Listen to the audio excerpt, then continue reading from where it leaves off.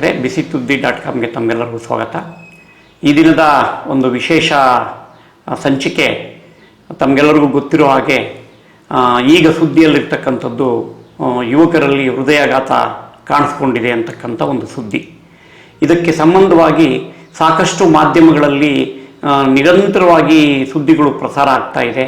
ಮತ್ತು ಸುದ್ದಿಗಳು ಹೇಗೆ ಪ್ರಸಾರ ಆಗ್ತಾ ಇದೆ ಅಂದರೆ ಯುವಜನರನ್ನು ಆತಂಕಕ್ಕೊಳಗಾಗೋ ಮಟ್ಟಿಗೆ ಈ ಸುದ್ದಿಗಳು ಬೆಳೆದಿದ್ದರಿಂದ ಬಿಸಿಸುದ್ದಿ.com ಈ ವಿಷಯವನ್ನು ಆಯ್ಕೆ ಮಾಡಿಕೊಂಡು ಈ ದಿನ ಒಬ್ಬ ತಜ್ಞ ವೈದ್ಯರನ್ನು ನಾವು ಆಹ್ವಾನಿಸಿ ಅವರಿಂದ ಮಾಹಿತಿಯನ್ನು ನಮ್ಮ ಕೇಳುಗರಿಗೆ ಕೊಡಬೇಕು ಅನ್ನೋ ಕಾರಣದಿಂದ ಡಾಕ್ಟರ್ ಸತೀಶ್ ಅವರನ್ನು ಇಲ್ಲಿಗೆ ಆಹ್ವಾನಿಸಿದ್ದೇವೆ.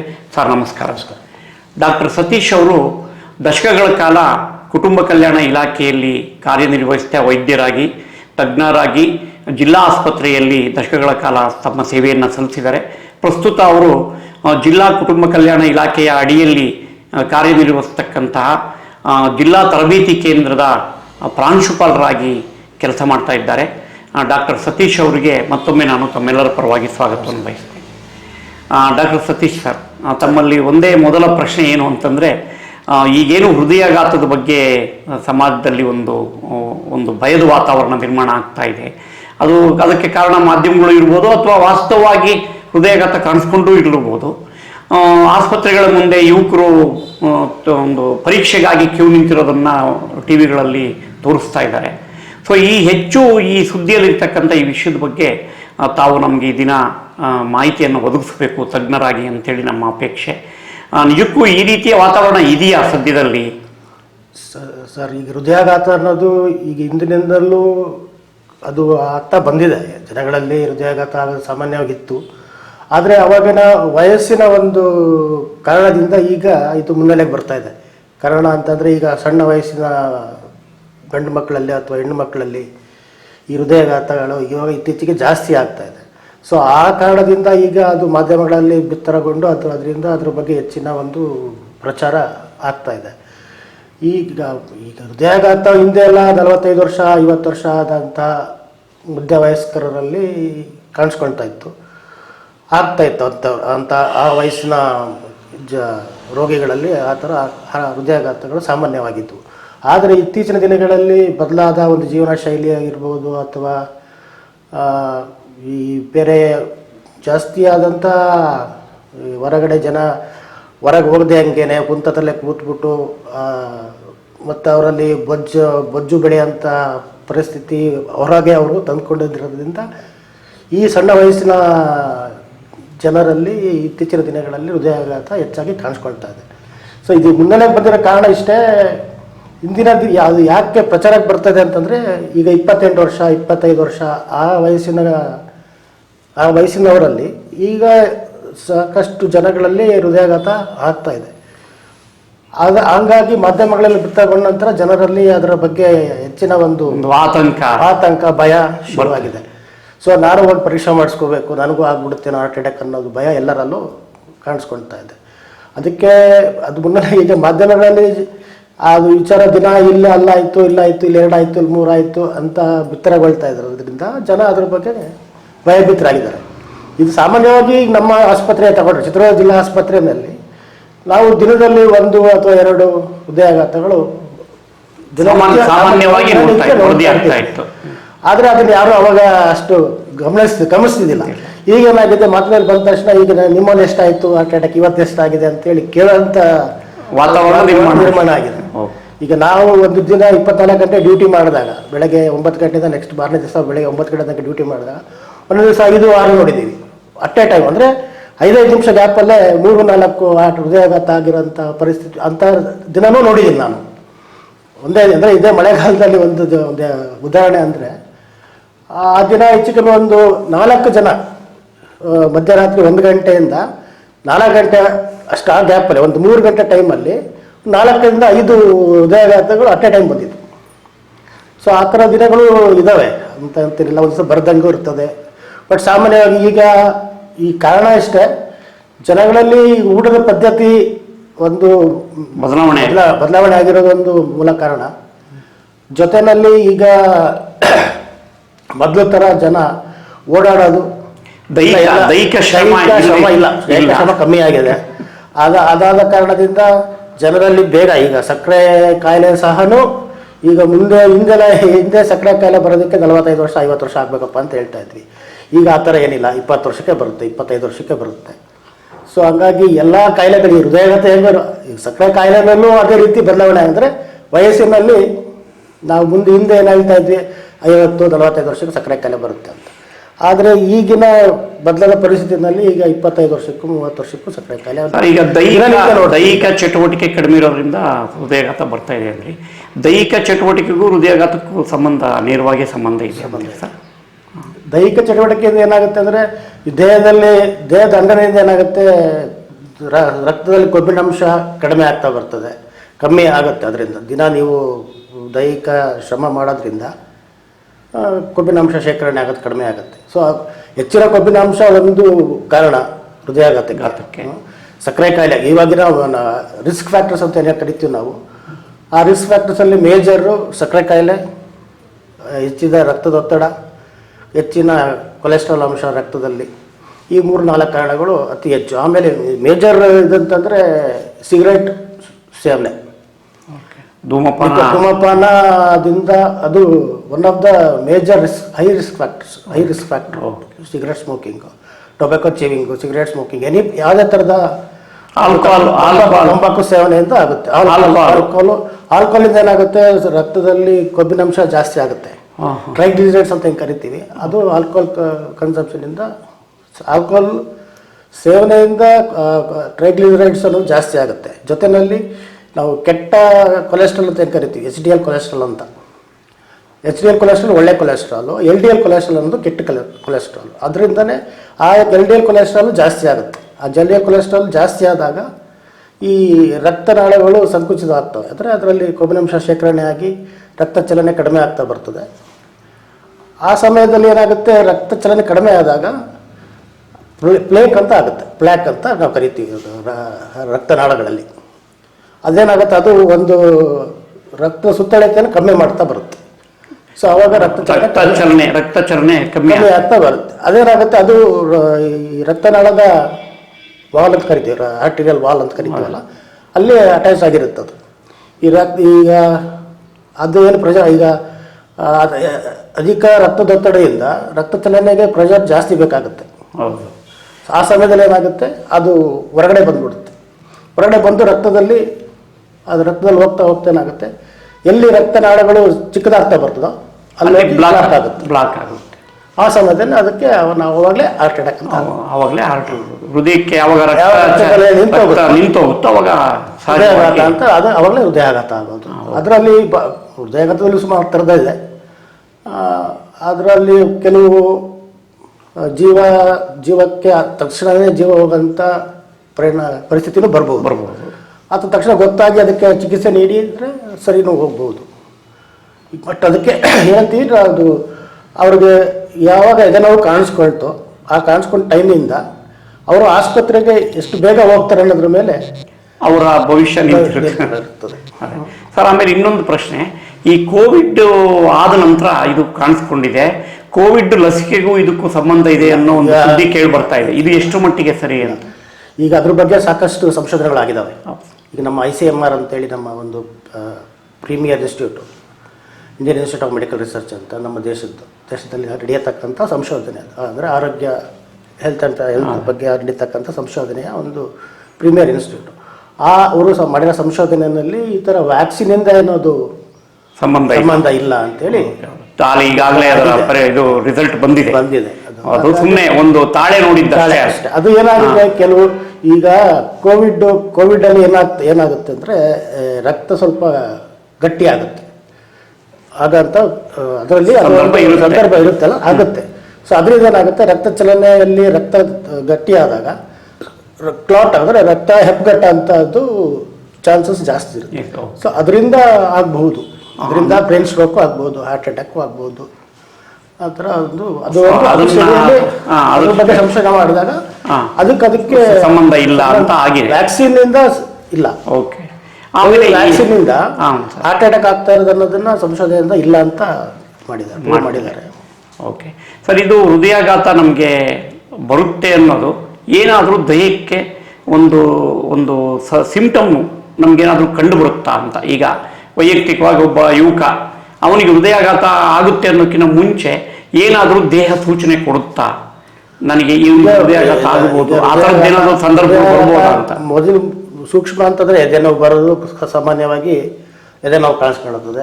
ಎಡ ಭಾಗದಲ್ಲಿ ಎದೆ ನೋವು ಬರ್ಬೋದು, ಮಧ್ಯ ಭಾಗದಲ್ಲಿ ಬರ್ಬೋದು. ಎದೆ ನೋವು ಬಿಟ್ಟು ಹೃದಯಾಘಾತ ಅಂದರೆ ಎದೆ ನೋವೇ ಬರಬೇಕು ಅಂತ ಏನಿಲ್ಲ. ಕೆಲವು ಸಮಯದಲ್ಲಿ ಬರೀ ಏನಂತೆ ಈ ಮೇಲ್ದವಡೆಯಲ್ಲಿ ನೋವು ಬರ್ಬೋದು, ಕತ್ತು ನೋವು ಬರ್ಬೋದು, ಬೆನ್ನು ನೋವು ಬರ್ಬೋದು, ಈ ಬರೀ ಎಡಗಡೆ ಕೈ ನೋವು ಬರ್ಬೋದು, ಅಥವಾ ಎರಡು ಕೈ ನೋವು ಬರ್ಬೋದು, ಹೊಟ್ಟೆ ನೋವು ಬರ್ಬೋದು. ಹೊಟ್ಟೆ ನೋವು ಇದ್ದವು ಅದನ್ನು ಬರೀ ಹೊಟ್ಟೆ ನೋವು ಅಂದ್ಕೊಂಡು ನಾವು ನೆಗ್ಲೆಕ್ಟ್ ಮಾಡೋದು ತಪ್ಪಾಗುತ್ತೆ ಈಗಿನ ಪರಿಸ್ಥಿತಿನಲ್ಲಿ.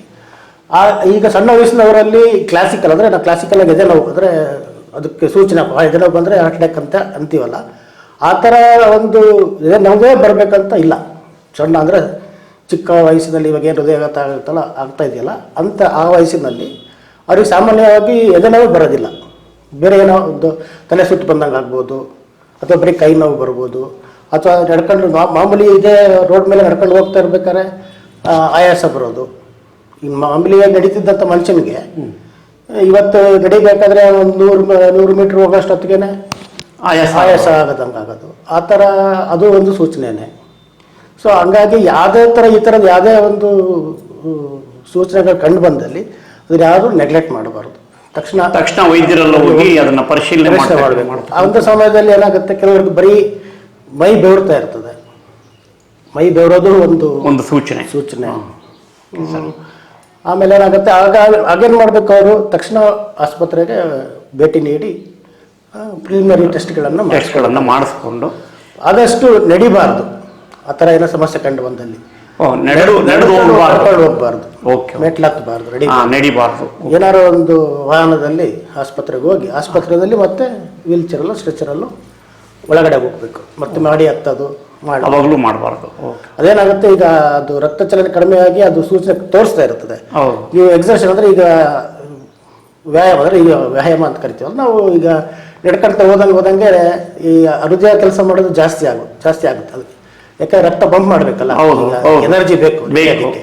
ಅವಾಗ ಹಾರ್ಟು ಜಾಸ್ತಿ ಕೆಲಸ ಮಾಡುತ್ತೆ. ಜಾಸ್ತಿ ಕೆಲಸ ಮಾಡೋದಕ್ಕೆ ಏನಾಗಬೇಕು, ಹಾರ್ಟಿಗೆ ರಕ್ತ ಚಲನೆ ಜಾಸ್ತಿ ಹೋಗ್ಬೇಕು, ಅಂಶ ಗಂಟೆ ಕೆಲಸ ಮಾಡೋದಕ್ಕೆ. ಅಲ್ಲಿ ಆಲ್ರೆಡಿ ರಕ್ತ ಚಲನೆ ಕಡಿಮೆ ಆಗಿರ್ತದೆ. ಸೊ ಕೊಟ್ಟಾಗ ಅದು ತೊಂದರೆ ಆಗುತ್ತೆ. ಹಾರ್ಟ್ ಮೇಲೆ ನಾವು ಜಾಸ್ತಿ ನಡೆದಾಗ ಏನಾಗುತ್ತೆ, ಹಾರ್ಟ್ ಮೇಲೆ ಹೆಚ್ಚಿನ ಒತ್ತಡ ಬೀಳುತ್ತೆ. ಅವಾಗ ತಕ್ಷಣನೇ ನಿಂತು ಹೋಗ್ಬಿಡ್ಬೋದು, ಸಾಧ್ಯತೆ ಇರುತ್ತೆ.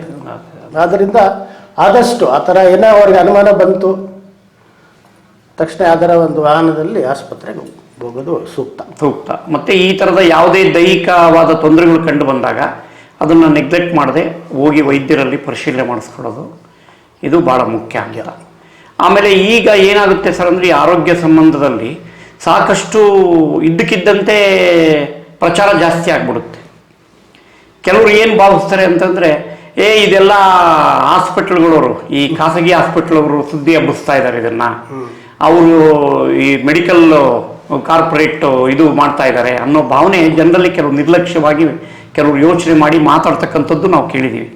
ಸೊ ಇದು ಎಷ್ಟು ಮಟ್ಟಿಗೆ ಸರಿ ಆರೋಗ್ಯ ವಿಷಯದಲ್ಲಿ ಈ ಥರ ಆ ಥರ ಏನು ಯಾರು ಈಗ ಈ ಕಾರ್ಪೊರೇಟ್ ಲೆವೆಲಲ್ಲಿ ಅವ್ರದ್ದೇ ಆದಂಥ ಒಂದು ಕಾರ್ಪೊರೇಟ್ ಲೆವೆಲಲ್ಲಿ ಮಾಡ್ಕೊಂಡು ಹೋಗ್ತಾ ಇರ್ತಾರೆ. ಆದರೆ ಈ ಥರ ಅಪಪ್ರಚಾರ ಮಾಡಿ ಹೆಚ್ಚಿನ ಜನ ಬರಂಗ್ ಮಾಡುವಂಥದ್ದು ಅದು ಹೇಗಲ್ಲ. ಯಾಕೆ ಅಂತಂದ್ರೆ, ಇನ್ನೊಂದು ನಮ್ಮಲ್ಲಿ ಭಾರತದಂಥ ದೇಶದಲ್ಲಿ ಜನಸಾಮಾನ್ಯರ ಸಂಖ್ಯೆನೇ ಜಾಸ್ತಿ. ಹೌದು, ಶ್ರೀಮಂತರಿಗಿಂತ ಜನಸಾಮಾನ್ಯರು ಯಾವುದು ಸರ್ಕಾರಿ ಆಸ್ಪತ್ರೆಗಳ ಮೇಲೆ, ಸಣ್ಣ ಪುಟ್ಟ ಆಸ್ಪತ್ರೆಗಳ ಮೇಲೆ ಅವರು ಅವಲಂಬಿತರಾಗಿರ್ತಾರೆ.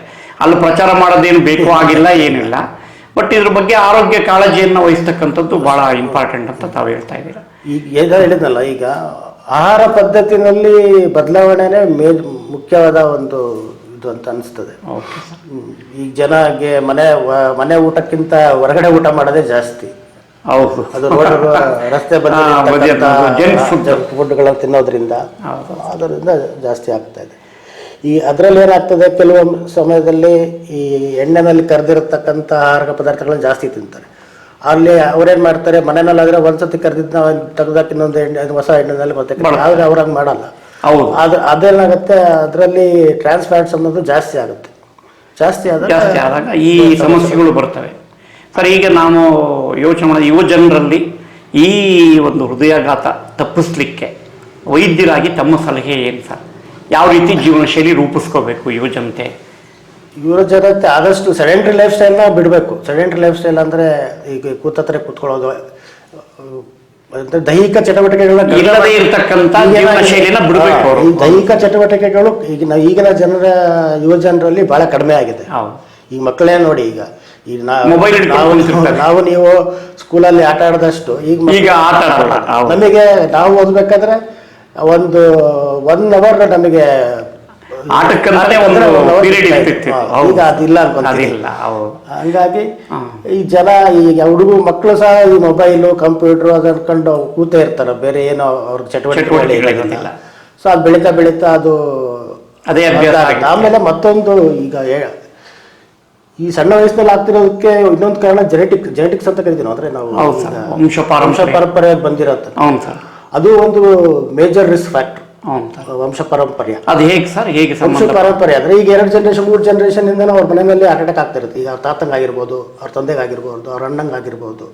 ಸೊ ಆ ಥರ ಒಂದು ಫ್ಯಾಮಿಲಿ ಹಿಸ್ಟ್ರಿನಲ್ಲಿ ಈ ಥರ ಒಂದು ಹೃದಯಾಘಾತದ ಇದ್ದಾಗ ಅವ್ರ ಮನೆಯಲ್ಲಿ ಇರತಕ್ಕಂಥ ಬೇರೆ ಜನಕ್ಕೆ, ಬೇರೆ ವ್ಯಕ್ತಿಗಳಿಗೆ ಅವ್ರದ್ದು ರಿಸ್ಕ್, ಹಾರ್ಟ್ ಅಟ್ಯಾಕ್ ಆಗೋಂಥ ರಿಸ್ಕ್ ಜಾಸ್ತಿ ಇರುತ್ತೆ. ಸೊ ಆದಷ್ಟು ಅವರು ಮುಂಜಾಗ್ರತಾ ಕ್ರಮವಾಗಿ ಈಗ ಹೇಳಿದವಲ್ಲ, ಹೃದಯಾಘಾತಕ್ಕೆ ಜೆನೆಟಿಕ್ ರಿಲೇಷನ್ ಇದೆ, ಅದು ಮೇಜರ್ ರಿಸ್ಕ್. ಅವಾಗ ಇದ್ದಾಗ ಏನು ಪ್ರಿಕಾಷನರಿ ತಗೋಬಹುದು ಸರ್? ಈಗ ನನಗೆ ಗೊತ್ತಿದೆ, ನನ್ನ ಮನೆಯಲ್ಲಿ ಆಗ್ತಾ ಇದೆ ನಿರಂತರವಾಗಿ, ಅವ್ರು ನಿರಂತರ ಅಂದ್ರೆ ದೈಹಿಕ ಚಟುವಟಿಕೆಗಳಲ್ಲಿ ಭಾಗವಹಿಸಿಕೊಂಡು ಆಹಾರಗಳನ್ನ ಮಾಡಿಕೊಂಡು, ಆಮೇಲೆ ರುಟೀನ್ ಅಂದ್ರೆ ಈಗ 1 ತಿಂಗಳು 2 ತಿಂಗಳ 3 ತಿಂಗಳಿಗೆ ಒಂದ್ಸತಿ ಅವರ ಪರೀಕ್ಷೆಗೆ ಕೊಲೆಸ್ಟ್ರಾಲ್ ಅಂಶಗಳನ್ನು ಪರೀಕ್ಷೆ ಮಾಡಿಕೊಂಡು, ಶುಗರ್ ಲೆವೆಲ್ಸ್ ನೋಡಿಕೊಂಡು, ಅದನ್ನೆಲ್ಲ ಮುಂಚೆನೆ ಗೊತ್ತು ಮಾಡಿಕೊಂಡ್ರೆ ಅವನ್ನೆಲ್ಲ ಪ್ರಿವೆಂಟಬಲ್ ಕಾಸಸ್. ಈಗ ಹೆಚ್ಚಿನ ಕೊಲೆಸ್ಟ್ರಾಲ್ ದೇಹದಲ್ಲಿದೆ ಅಂತ ಅದನ್ನ ಚಿಕಿತ್ಸೆ ನೀಡಿ ಅದನ್ನ ಕಡಿಮೆ ಮಾಡಿಸ್ಬೋದು. ಆಹಾರ ಪದ್ಧತಿನಲ್ಲಿ ಅದನ್ನ ಸರಿಪಡಿಸ್ಕೋಬಹುದು. ಸೊ ಶುಗರ್, ಡಯಾಬಿಟಿಸ್ ಬಂದಿದೆ ಅಂತ ಗೊತ್ತಾದ್ರೆ ಅದನ್ನ ಕಂಟ್ರೋಲ್ ಮಾಡಬಹುದು. ಸೊ ಹಂಗೆ ಅವರು ರುಟೀನ್ ಆಗಿ ಅವರು ಆ ಥರ ಒಂದು ಮನೆ ವಾತಾವರಣದಲ್ಲಿ ಇದ್ದಾಗ ಅದನ್ನ ಅವರು ಯಾವಾಗಲೂ ಅಂದ್ರೆ ರುಟೀನ್ ಆಗಿ ಒಂದು 2 ತಿಂಗಳು 3 ತಿಂಗಳಿಗೆ ಒಂದ್ಸತಿ ಎಲ್ಲ ಪರೀಕ್ಷೆಗಳನ್ನು ಮಾಡಿಸ್ಕೊಂಡ್ರೆ ಅವರು ಅದರಿಂದ ತಪ್ಪಿಸ್ಕೊಳ್ಳುವಂಥ ಸಾಧ್ಯತೆ ಹೆಚ್ಚು ಇರುತ್ತದೆ ಸರ್. ಆಮೇಲೆ ಇನ್ನೊಂದು ಪ್ರಶ್ನೆ, ಈ ಹೃದಯಾಘಾತ ಅಂತಕ್ಕಂಥದ್ದು ಏನಾದರೂ ಜೆಂಡರ್ಗೆ ಸಂಬಂಧಪಟ್ಟಿದೆಯಾ ಸರ್? ಹೆಣ್ಣು ಮಕ್ಕಳು ಗಂಡು ಮಕ್ಕಳಿಗೆ ಜಾಸ್ತಿ ಆಗುತ್ತೆ ಅಂದ್ರೆ ಮುಂಚೆ ಎಲ್ಲ ಹೇಳ್ತಾ ಇದ್ವಿ ಹೆಚ್ಚಿನಾಗಿ ಗಂಡು ಮಕ್ಕಳಲ್ಲಿ ಹೆಚ್ಚಿನದಾಗಿ ಕಾಣಿಸ್ಕೊಳ್ತದೆ ಅಂತ. ಬಟ್ ಹೆಣ್ಮಕ್ಳಲ್ಲೂ ಆಗ್ತಾ ಇದೆ ಈಗ, ಬಟ್ ಅವರಲ್ಲಿ ಕಡಿಮೆ ಪ್ರಮಾಣದಲ್ಲಿ ಇದೆ ಗಂಡು ಮಕ್ಕಳಿಗೆ ಕಂಪೇರ್ ಮಾಡಿದ್ರೆ. ಆದರೆ ಸಿವಿಯಾರಿಟಿ ಅವರಲ್ಲಿ ಜಾಸ್ತಿ. ಸಿವಿಯಾರಿಟಿ ಬಂದ್ಬಿಟ್ಟು ಹೆಣ್ಣು ಮಕ್ಕಳಲ್ಲಿ ಜಾಸ್ತಿ. ಏನು ಕಾರಣ ಏನು ಸರ್ ಅದಕ್ಕೆ? ಆದರೆ ಅವಾಗ ಈ ಅವರಲ್ಲಿ ಕೆಲವು ಈ ಹಾರ್ಮೋನ್ ಬದಲಾವಣೆಗಳಾಗ್ತಾ ಇರ್ತದೆ. ಈಗ ಪೋಸ್ಟ್ ಮೆನೋಪಾಸ್ ಮುಟ್ಟು ನಿಂತಾದ ಮೇಲೆ ದೇಹದಲ್ಲಿ ಪ್ರಕೃತಿ ಕೆಲವು ಬದಲಾವಣೆಗಳಾಗ್ತಾ ಇರ್ತದೆ. ಅವಾಗ ಅವರಲ್ಲಿ ಕೊಬ್ಬಿನಾಂಶ ಜಾಸ್ತಿ ಆಗಿರೋದು, ಸಕ್ಕರೆ ಕಾಯಿಲೆ ಬರೋದು, ಆಮೇಲೆ ಬೇರೆ ಥರ ಸಮಸ್ಯೆಗಳು ಕಾಣಿಸ್ಕೊಳ್ತದೆ. ಸೊ ಅದು ಒಂದು ಕಾರಣ ಆಗ್ಬೋದು ಅವರಲ್ಲಿ. ಮತ್ತು ಏನಾಗುತ್ತೆ ಅಂದರೆ ವಯಸ್ಸು ಸಿವಿಯಾರಿಟಿ ವಯಸ್ಸಾದಂಗೆ ಕಡಿಮೆ ಆಗುತ್ತೆ. ಕಾರಣ ಇಷ್ಟೇ, ಅವ್ರಿಗೆ ಕ್ರಮೇಣವಾಗಿ ರಕ್ತನಾಳ ಸಂಕುಚಿತವಾಗೋದು ಕ್ರಮೇಣವಾಗಿ ಆಗ್ತಾ ಇರ್ತದೆ. ಸೊ ಅವಾಗ ಏನಾಗುತ್ತೆ, ನಮ್ಮ ನೈಸರ್ಗಿಕವಾಗಿ ಆ ರಕ್ತನಾಳಗಳಲ್ಲಿ ಯಾವಾಗ ರಕ್ತ ಚಲನೆ ಕಡಿಮೆ ಆಗುತ್ತಲ್ಲ, ಆ ರಕ್ತನಾಳ ಪಕ್ಕದಲ್ಲಿ ಹೊಸದಾಗಿ ರಕ್ತನಾಳಗಳು ಹುಟ್ಟುತ್ತವೆ. ಹುಟ್ಟಿ ಅದೇನು ಬ್ಲಾಕ್ ಆಗ್ತಾ ಇರುತ್ತಲ್ಲ ಅದು ಬಿಟ್ಟು ಓವರ್ಟೇಕ್ ಮಾಡಿ ಮುಂದೆ ಕಡೆಗೆ ರಕ್ತ ಚಲನೆ ಶುರು ಆಗುತ್ತೆ. ಸೊ ಅವಾಗ ಆಗುತ್ತೆ, ಅವಾಗ ಅವ್ರಿಗೆ ಸಿಂಪ್ಟಮ್ಸ್ ಲೇಟ್ ಆಗಿ ಕಾಣಿಸ್ಕೊಳ್ತದೆ. ಸೊ ಕಾಣಿಸ್ಕೊಂಡೇ ಇರ್ಬೋದು. ಅದು ಹಾಗಾಗಿ ಅವಾಗ ಸಿವಿಯಾರಿಟಿ ಕಮ್ಮಿ ಆಗುತ್ತೆ. ಹೆಣ್ಮಕ್ಳಲ್ಲಿ ಹಾಗಾಗಿ ಹೃದಯಾಘಾತ ಅನ್ನೋದು ಕಡಿಮೆ. ಅದು ಗಂಡು ಮಕ್ಕಳಲ್ಲಿ ಆ ಥರದ ದೇಹ ರಚನೆ ಯಾಕಾಗಲ್ಲ ಸರ್? ಅಲ್ಲ, ದೇಹ ರಚನೆ ಆಗುತ್ತೆ, ಅಲ್ಲೂ ಆಗುತ್ತೆ. ಸಿವಿಯಾರಿಟಿ ಅಂದ್ರೆ ತಕ್ಷಣ ಅವ್ರಿಗೆ ಹಾರ್ಟ್ ಅಟ್ಯಾಕ್ ಹೃದಯಾಘಾತದ ಪರಿಣಾಮ ಅವರಲ್ಲಿ ಹೆಚ್ಚಿನದಾಗ್ಬಿಡುತ್ತೆ. ಸಾವು ಜಾಸ್ತಿ ಹೆಣ್ಮಕ್ಳಲ್ಲಿ. ಸೊ ಗಂಡು ಮಕ್ಕಳಲ್ಲಿ ಅದು ಆದರೂ ಕೂಡ ಅವರು ಬದುಕೋ ಸಾಧ್ಯತೆ ಹೆಚ್ಚಿರುತ್ತೆ. ಸಿವಿಯಾರಿಟಿ ಜಾಸ್ತಿ ಹೆಣ್ಣು ಮಕ್ಕಳಲ್ಲೇ. ಆದರೆ ಆ ಹೃದಯಾಘಾತಕ್ಕೆ ಒಳಗಾಗೋದು ಹೆಣ್ಮಕ್ಳು ಕಡಿಮೆ. ಸೊ ಜೆಂಡರ್ಗೂ ಒಂದು ರೀತಿ ಅದು ರಿಲೇಟಿವ್ ಆಗಿದೆ. ಸೊ ಈಗ ಅದು ಒಂದು ಕಾರಣ ಏನಂತಂದ್ರೆ ಈಗ ದುರಭ್ಯಾಸಗಳು ಹೆಣ್ಮಕ್ಳೇ ಜಾಸ್ತಿ. ನಿಜ. ಸ್ಮೋಕಿಂಗ್. ಯಾಕೆಂದ್ರೆ ಅವರು ಸಮಾಜದಲ್ಲಿ ಹೊರಗಡೆ ತಿರುಗಾಡೋದು ಜಾಸ್ತಿ, ಹೊರಗಡೆ ಹೋಗೋದು ಜಾಸ್ತಿ. ಆ ಕಾರಣ ಅದ್ರಲ್ಲಿ ಅವ್ರ ಹೆಣ್ಮಕ್ಳೆಲ್ಲ ಆದಷ್ಟು ನಮ್ಮ ದೇಶದಲ್ಲಿ ಹೋಮ್ಲಿ ಆಗಿರೋದ್ರಿಂದ ಈಗಲೇ ಅದನ್ನು ಸಮ ಪ್ರಮಾಣದಲ್ಲಿ ಬರ್ತಾ ಅಂತ ಅನ್ಕೊಂತೀರಿ. ಆದ್ರೆ ಹಿಂದೆ ಅಷ್ಟೊಂದು ನಮ್ಮ ಹೆಣ್ಮಕ್ಳು ಆತರ ಹೊರಗಡೆ ಹೋಗ್ತಿರ್ಲಿಲ್ಲ, ಮನೆಗಳಲ್ಲೇ ಇರ್ತಿದ್ರು. ಬೇರೆ ಯಾವ್ದೇ ತರ ಕೆಟ್ಟ ಅಭ್ಯಾಸಗಳು ಹೆಣ್ಮಕ್ಳಲ್ಲಿ ಸಾಮಾನ್ಯ ಕಡಿಮೆ. ಅದೊಂದು ಕಾರಣ ಅಂತ. ಅದು ಒಂದು ಕಾರಣ. Life style. ಸೊ ಜೀವನ ಶೈಲಿ ಕೂಡ ಹೃದಯಾಘಾತಕ್ಕೆ ಸಂಬಂಧ ಇದೆ ಒಂದು ರೀತಿ. ಸರ್, ಈಗ ಈ ಹೃದಯಾಘಾತದ ಈ ಒಂದು ಮೇನಿಯಾ, ಈ ಸುದ್ದಿಯ ಮೇನಿಯಾ ಸಂದರ್ಭದಲ್ಲಿ ಜನರಲ್ ಆಗಿ ನೀವು ಏನು ಸಲಹೆಗಳನ್ನು ಕೊಡ್ತೀರಿ ಸರ್ ನಮ್ಮ ಕೇಳುಗರಿಗೆ? ಹೃದಯಾಘಾತ ಈಗ ನೀವು ದಿನನಿತ್ಯ ಮಾಧ್ಯಮದಲ್ಲಿ ಬಿತ್ತರಗೊಳ್ತಿರೋಂತಹ ಸುದ್ದಿಗಳನ್ನು ನೋಡಿ ಆತಂಕಕ್ಕೊಳಗಾಗೋದು ಬೇಕಿಲ್ಲ. ನೀವು ನಿಮ್ಮ ಆರೋಗ್ಯ ನಿಮಗೆ ಗೊತ್ತಿರುತ್ತದೆ. ಈಗ ನೀವು ನಿಮ್ಮ ಜೀವನ ಶೈಲಿ ಯಾವ ಥರ ಇದೆ ಅದನ್ನ ಜೀವನ ಶೈಲಿ ನಿಮ್ಮ ಬದಲಾವಣೆ ಇತ್ತು ಅಂದಾಗ ಅದನ್ನು ಕರೆಕ್ಟ್ ಮಾಡ್ಕೊಳ್ಳೋದು ಒಳ್ಳೆಯದು. ಅದು ಬಿಟ್ಬಿಟ್ಟು ನನಗೂ ಹಾಗೆ ಬಿಡ್ತು ಹಾರ್ಟ್ ಅಟ್ಯಾಕ್ ಅಂದ್ಕೊಂಡು ಜನ ಎಲ್ಲ ಹೋಗಿ ಎಲ್ಲ ಪರೀಕ್ಷೆಗಳು ಮಾಡಿಸ್ಕೊಳ್ಳೋದ್ರಲ್ಲಿ ಅರ್ಥ ಇಲ್ಲ. ಸೊ ಯಾವ ರಿಸ್ಕ್ ಫ್ಯಾಕ್ಟರ್ಸ್ನ ನೀವೇ ನೋಡ್ಕೋಬೋದು. ಅವನು ಸ್ಮೋಕರ್ ಇರ್ಬೋದು, ಆಲ್ಕೋಹಾಲಿಕ್ ಕನ್ಸಂಪ್ಷನ್ ಇರ್ಬೋದು, ಅಥವಾ ಹೈ ಕೊಲೆಸ್ಟ್ರಾಲ್ ಇರ್ಬೋದು. ಸೊ ಆ ಥರದವರು ಪ್ರಿಕಾಷನರಿ ಆಗಿ ಪರೀಕ್ಷೆ ಮಾಡಿಸ್ಕೊಳ್ಳೋದು ಒಳ್ಳೆಯದು. ಯಾರಿಗೆ ರಿಸ್ಕ್ ಫ್ಯಾಕ್ಟರ್ಸ್ ಇರ್ತದೆ, ಇದೆಲ್ಲ ಸಕ್ಕರೆ ಕಾಯಿಲೆ, ಹೈಪರ್ಟೆಂಟ್, BP, ಹೆಚ್ಚಿನ ರಕ್ತದೊತ್ತಡ ಇರುವಂಥವ್ರು ಅವರು ಹೋಗಿ ರೂಟೀನಾಗಿ ಟೆಸ್ಟ್ ಮಾಡಿಸ್ಕೊಳ್ಳೋದು ಒಳ್ಳೆಯದು. ನಾರ್ಮಲ್ ಆಗಿ ಈಗ ನಾರ್ಮಲ್ ಏನು ಇಲ್ಲದೆ ಇರತಕ್ಕಂಥ ಮನುಷ್ಯರು ಅವರು ಹೋಗಿ ಪರೀಕ್ಷೆ ಮಾಡಿಸ್ಕೊಳ್ಳೋದ್ರಲ್ಲಿ ಏನಿಲ್ಲ. ಆ ಥರ ಸುಮ್ಮನೆ ಆತಂಕಕ್ಕೊಳಗಾಗಿ ಅಲ್ಲಿ ಹೋಗಿ ಇನ್ನೂ ಹೆಚ್ಚಿನ ತೊಂದರೆ ಅನುಭವಿಸ್ತಾರೆ. ಅಥವಾ ನಾವೀಗ ಆರೋಗ್ಯವಂತರು ಅಂತ ಅಂದ್ಕೊಂಡಿದ್ರು ಕೂಡ ನಮ್ಮಲ್ಲಿ ಕೊಲೆಸ್ಟ್ರಾಲ್ ಎಷ್ಟಿದೆ ಏನು ಅಂತ ನಾವು ಸಹಜವಾದ ಪರೀಕ್ಷೆ ಮಾಡಿ ತಿಳ್ಕೊಬಹುದು ಸರ್. ಸೊ ಅಂದ್ರೆ ಆ ತರದ ಪರೀಕ್ಷೆ ಬಹುಶಃ ಯಾವ ಏಜಿನ ನಂತರ ಆ ಥರದ್ದೊಂದು ಪರೀಕ್ಷೆ ಮಾಡಿಸೋದು ಒಳ್ಳೇದು. ವೈದ್ಯರಾಗಿ 45 ಇಯರ್ಸ್ ಮಾಡಿಸ್ಕೋಬೇಕಂತ ಹೇಳ್ತಾ ಇದ್ವಿ. ಈಗ ಆಫ್ಟರ್ 35 ಇಯರ್ಸ್ ಮಾಡಿಸ್ಕೋಬೇಕು. ಈಗ 30 ಇಯರ್ ಆದ್ಮೇಲೆ ಒಂದು ಸಾರಿ ಕೊಲೆಸ್ಟ್ರಾಲ್ ಟೆಸ್ಟ್ ಎಲ್ಲ ಟೆಸ್ಟ್ ಅನ್ನ ಮಾಡಿಸ್ಕೊಳ್ಳೋದು ಒಳ್ಳೆಯದು. ಕಾರಣ ಬದಲಾದ ಒಂದು ಜೀವನ ಶೈಲಿಯಲ್ಲಿ ಇವು ಅನಿವಾರ್ಯ ಆಗಿದೆ ಅಂತ ತಾವು ಹೇಳಿ. ಅವೆಲ್ಲ ಪ್ರಿವೆಂಟಬಲ್ ಕಾಸಸ್ ಅಂದ್ರೆ ಅವನು ತಡೆಗಟ್ಟದಂತಹ ಅವಕಾಶಗಳಿರುತ್ತೆ. ಈಗ ಅದು ಜಾಸ್ತಿ ಇದ್ರೆ ಕಡಿಮೆ ಮಾಡ್ಕೋಬಹುದು. ಆದ್ಮೇಲೆ ಹಾರ್ಟ್ ಅಟ್ಯಾಕ್ ಆಗೋದನ್ನ ತಡೆಗಟ್ಕೊಳ್ಳೋದಕ್ಕೆ ಇವೆಲ್ಲ ಬೇಕಾಗುತ್ತೆ. ಆದ್ಮೇಲೆ ಟ್ರೀಟ್ಮೆಂಟ್ ಚಿಕಿತ್ಸೆ ತಗೊಳ್ಳಬೇಕು. ಅದು ಆಲ್ರೆಡಿ ಆ ಹೃದಯಕ್ಕೆ ತೊಂದರೆ ಡ್ಯಾಮೇಜ್ ಆಗಿರುತ್ತೆ. ಸೊ ಆ ಡ್ಯಾಮೇಜ್ನ ಪ್ರಿವೆಂಟ್ ಮಾಡ್ಕೋಬೇಕಂತಂದ್ರೆ ಈ ಪರೀಕ್ಷೆಗಳನ್ನ ಮಾಡ್ಕೋಬೇಕು ಒಂದು. ಆಮೇಲೆ ಈಗ ನಾರ್ಮಲ್ ಬರೀ ಸುಮ್ಮನೆ ಹೋಗಿ ECG ಮಾಡಿಸೋದ್ರಿಂದನೂ ಏನು ಉಪಯೋಗ ಇಲ್ಲ. ಯಾಕಂದ್ರೆ ECG ಮಾಡಿದಾಗ ನಾರ್ಮಲ್ ECGನಲ್ಲಿ ನಾರ್ಮಲ್ ಅಂದ್ರೆ ಮಾಮೂಲಿ ಮಾಡ್ತೀವಲ್ಲ, ರೆಸ್ಟ್ ECG ಅಂತ ಕರಿತೀವಿ ನಾವು.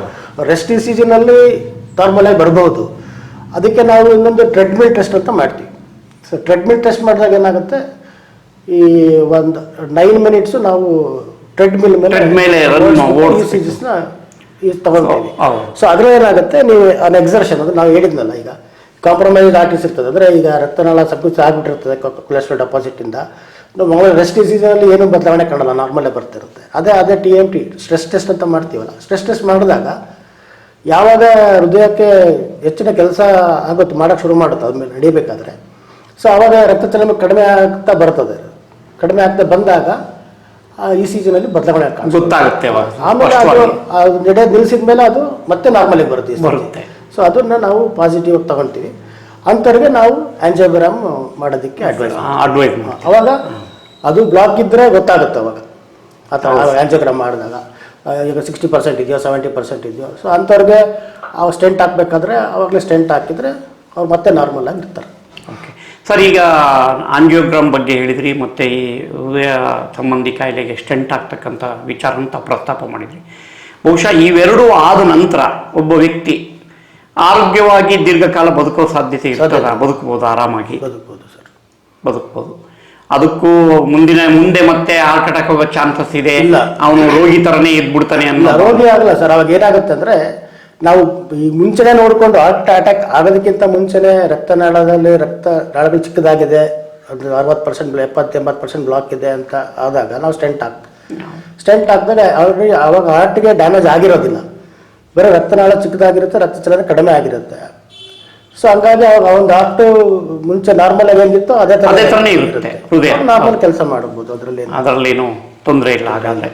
ಸೊ ಹಾಗಾದ್ರೆ ಅದೊಂದು ಏನು ಟೆಂಪ್ರವರಿ ರಿಲೀಫ್ ತರ, ಟೆಂಪ್ರವರಿ ಅಡ್ಜಸ್ಟ್ಮೆಂಟ್ ತರ ಆಂಜಿಯೋಪ್ಲಾಸ್ಟಿ ಆಗಲಿ ಅಥವಾ ಆಂಜಿಯೋಪ್ಲಾಸ್ಟಿ ಮಾಡಿದಾಗ ಏನಾಗುತ್ತೆ, ಸಂಕುಚಿತವಾಗಿರೋ ರಕ್ತನಾಳಕ್ಕೆ ಸ್ಟೆಂಟ್ ಹಾಕ್ತಾರೆ, ಅದನ್ನು ಅಗಲ ಮಾಡ್ತಾರೆ, ನಾರ್ಮಲ್ ಅಷ್ಟೇ. ಒಂದು ಈ ವೆಹಿಕಲ್ಗಳನ್ನ ನಾವು ಸರ್ವಿಸ್ ಮಾಡಿಸ್ತಾ ವೆಹಿಕಲ್ ಸರ್ವಿಸ್ ಮಾಡಿಸ್ತಾ ಈಗ ವೆಹಿಕಲ್ ಅಲ್ಲಿ ಏನೋ ಒಂದು ಶಬ್ದ ಬರ್ತಿರುತ್ತೆ, ಅದು ತಗೊಂಡೋಗಿ ಸರ್ವಿಸ್ ಸೆಂಟ್ರಿಗೆ ಬಿಡ್ತೀವಿ. ಇಂಜಿನ್ ಅಲ್ಲಿ ಕಾರ್ಬೋರೇಟರ್ ಅಂತ ಬರ್ತಿತ್ತಲ್ಲ, ಕಾರ್ಬೋರೇಟರ್ ತೆಗೆದು ಅದನ್ನೆಲ್ಲ ಕ್ಲೀನ್ ಮಾಡಿ ಮತ್ತೆ ಹೊಸ ತರ ನಮ್ಗೆ ಫೀಲ್ ಬರುತ್ತೆ ಗಾಡಿ ಓಡಿಸುವಾಗ. ಅದು ಅವಾಗ ಏನಾಗುತ್ತೆ, ಪೆಟ್ರೋಲ್ ಫ್ಲೋ ಅದರಿಂದ ನೀಟಾಗಿ ಆಗುತ್ತೆ. ಆ ತರ ಇದು ಕೂಡ ದೇಹಕ್ಕೂ ಕೂಡ ಅದೇ ತರ. ಸಾಕಷ್ಟು ವಿಚಾರಗಳನ್ನು ನೀವು ನಮ್ಮ ಕೇಳುಗರಿಗೆ ತಿಳಿಸ್ಕೊಟ್ಟಿದ್ದೀರಾ. ಖಂಡಿತ ಸತೀಶ್ ಅವರು, ಡಾಕ್ಟರ್ ಸತೀಶ್ ಅವರು ಉತ್ತಮ ಮಾಹಿತಿ ಕೊಟ್ಟಿದ್ದಾರೆ. ಖಂಡಿತ ಅವರ ಒಂದು ಮಾಹಿತಿನಲ್ಲೇ ಹೇಳಬೇಕು ಅಂದರೆ, ಹೃದಯಾಘಾತದ ಸುದ್ದಿಗಳನ್ನು ಕೇಳಿ ನೀವು ಭಯಭೀತರಾಗುವ ಅಗತ್ಯ ಇಲ್ಲ.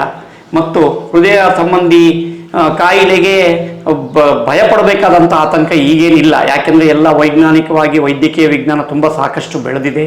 ಮತ್ತು ನಮ್ಮ ಆರೋಗ್ಯವನ್ನು ನಾವು ಪರೀಕ್ಷೆಗೊಳಪಟ್ಟು ಸರಿಪಡಿಸಿಕೊಂಡು ಉತ್ತಮ ಜೀವನ, ಆರೋಗ್ಯ ಜೀವನ ನಡೆಸಲಿಕ್ಕೆ ಇವತ್ತು ಸಾಕಷ್ಟು ಅವಕಾಶಗಳನ್ನು ವೈದ್ಯಕೀಯ ವಿಜ್ಞಾನ ಕಲ್ಪಿಸಿದೆ. ಸೊ ಎಲ್ಲರೂ ಕೂಡ ಈ ಆರೋಗ್ಯ ಹೃದಯಕ್ಕೆ ಸಂಬಂಧಪಟ್ಟದ ಯಾವುದಾದ್ರೂ ನಿಮಗೆ ಆತಂಕಗಳಿದ್ದರೆ ಪರೀಕ್ಷೆಗೊಳಪಟ್ಟು ನೀವು ಅದನ್ನು ನಿವಾರಿಸ್ಕೋಬೋದು, ಉತ್ತಮ ಜೀವನವನ್ನು ನಡೆಸ್ಬೋದು ಅಂತ ಹೇಳ್ತಾ ಇದುವರೆಗೂ ನಮಗೆ ಮಾಹಿತಿಯನ್ನು ತಿಳಿಸ್ಕೊಟ್ಟಂಥ ಹಿರಿಯ ವೈದ್ಯರಾದ ಡಾಕ್ಟರ್ ಸತೀಶ್ ಅವರಿಗೆ ಬಿಸಿಸುದ್ದಿ.com ಪರವಾಗಿ ವಂದನೆಗಳು.